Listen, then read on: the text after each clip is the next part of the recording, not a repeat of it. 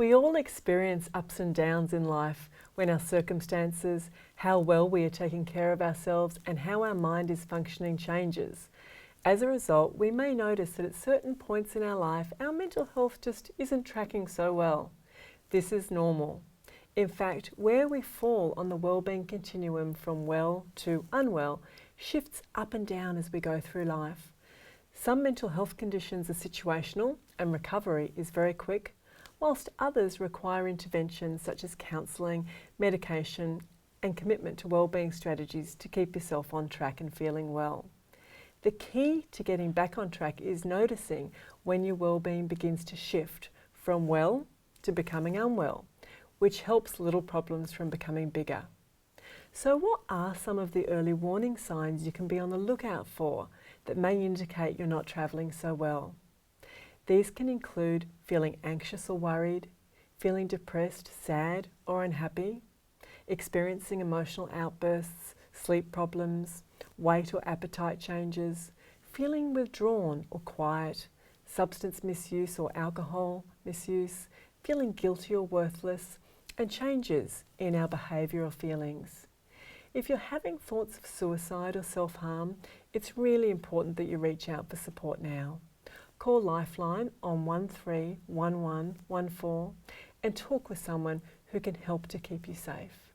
If you are in any imminent danger now, call 000. Once you've noticed some of these early warning signs, the best thing you can do is reach out for support. But it's common to hesitate before saying, "I'm not okay," due to how you think people may react. However, this can be more of a fear than a reality. Negative thinking can also compound the concerns you have about opening up to someone. The good news is that by shifting your thinking, you can remove many of these barriers, move forward and work through your situation with someone you trust and respect. I'm going to talk you through some of the thinking styles that may block you from reaching out for support and how you can reframe them so you can feel able to start a conversation with someone you trust. The first challenge is making negative assumptions. The challenge you're facing in the workplace or in your personal life may cause you to assume the worst about a situation or associate negative motivations with others' actions. You may think, what's the point in asking someone for help? Or telling someone about the situation won't make it any better. This type of catastrophic thinking tends to keep us stuck in the situation we're in and unable to move forward to make any positive changes. Instead, try thinking in a more constructive manner to de-escalate your concerns. Challenge your negative thinking and turn it into more helpful thinking that will enable you to take action. For example, you could ask yourself, what evidence do I have that tells me I won't be supported? What have I got to lose by confiding in a trusted friend or a colleague? In fact, what have I got to gain from confiding in someone? Another perceived challenge is the fear of making the situation worse, or even a reluctance to put yourself first. When we're upset, we might be less likely to come forward to discuss our situation. This could be because we think we're going to cause further conflict or discomfort to others. Very often our concern goes out to others and we don't give ourselves the care and attention we deserve. This can cause us to avoid the reality of the situation and its true impact, as well as tolerating a difficult situation for even longer. Try telling yourself that avoiding the situation until it becomes intolerable often results in it being more difficult to manage than if you do raise your concerns in the first instance. It's also okay to put your own needs first. Sometimes this needs to happen in order to continue for us to effectively assist and support others. The third challenge you may experience in your thinking is that you may not feel able to come forward to discuss your worries or difficulties because of your current distress. Common symptoms can include feeling lethargic, immobilized, an inability to think clearly, feeling unable to help yourself, feeling a bit overly anxious or overwhelmed. If you're experiencing distress, you may be in denial that your problems are affecting your work or relationships, and you may be unaware of the impact this is having on the people around you. By looking at the whole situation, we can easily feel overwhelmed and unable to cope. It's better to break the identified problem down into smaller, more manageable aspects of the bigger picture and work through one thing at a time. Gaining assistance from another person, such as a friend, a trusted colleague, a manager, HR, or a professional such as a doctor or a psychologist to do this is often useful, and you can quickly feel a sense of personal control that maybe you didn't feel previously.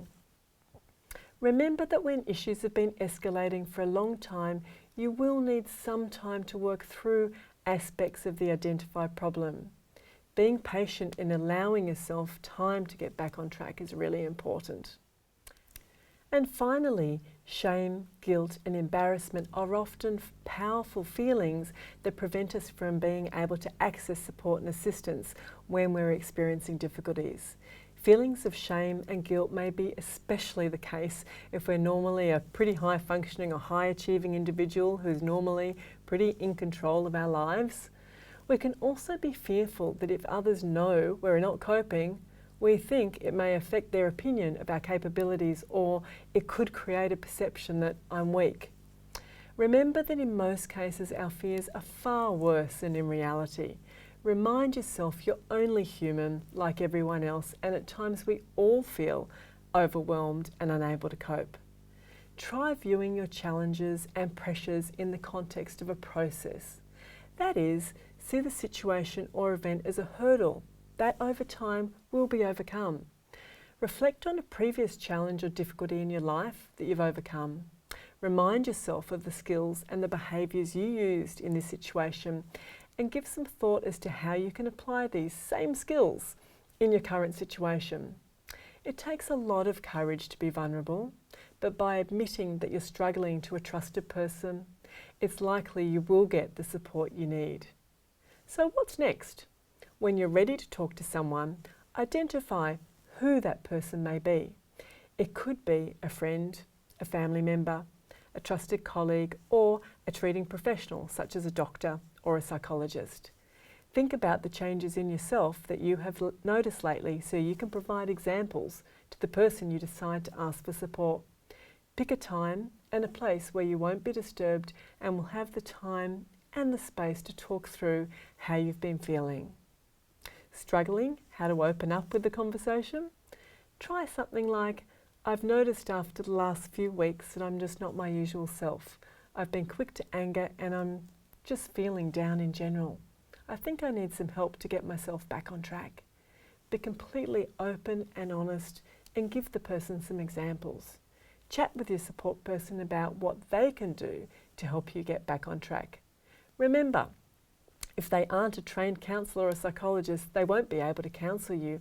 However, together you can brainstorm ways and support services that get you back on the road to recovery.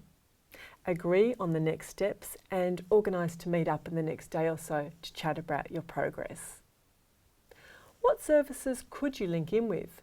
Make an appointment with your GP and ask about referral options to a psychologist, a counsellor or psychiatrist.